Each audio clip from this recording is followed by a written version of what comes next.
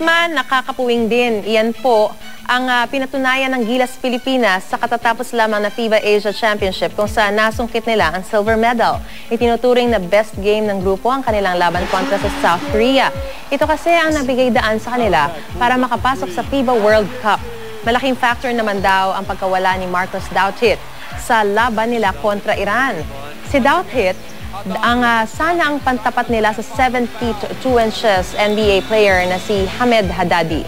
Gayunpaman, hindi pa rin nagpadaig ang Team Gilas. Nagpasalamat naman si Coach Shot Reyes sa dedikasyon ng grupo sa Gilas.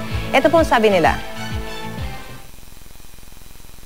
Ang lalim ng aking appreciation at pasasalamat sa sakripisyo nila. Grabe ang believe ko sa commitment talaga nila para sa Gilas. Yung panalo namin kasi sa Korea nun, talaga masaya na kami. Pero pag may pagkakataon na mag-champion, kukunin namin. Biggest achievement na yun para sa amin, ma'am. Kasi yung target namin dati maging top 3 lang.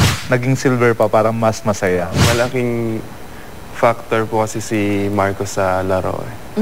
So, tsaka nung sa game evident na talagang kulang ho. Malalaki yung kalaban. Kumbaga, tayo mga Pilipino maliit pero dinala lang namin sa bilis. Yung quickness ko, parang yun yung advantage ko. Napatunayan naman po natin na kahit malaki yung kalaban natin, lumalaban naman. Siyempre, napakasarap. Siyempre, yung mga idol mo.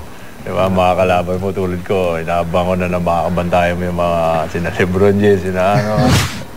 I-enjoy ho namin yung magiging experience namin doon, for sure. The team should start practicing as early as possible. Wala naman kaming ilusyon na mananalo kami ng championship sa World Cup. Pero hopefully, kung makalusot tayo to the second round, napakalaking karangalan na yun.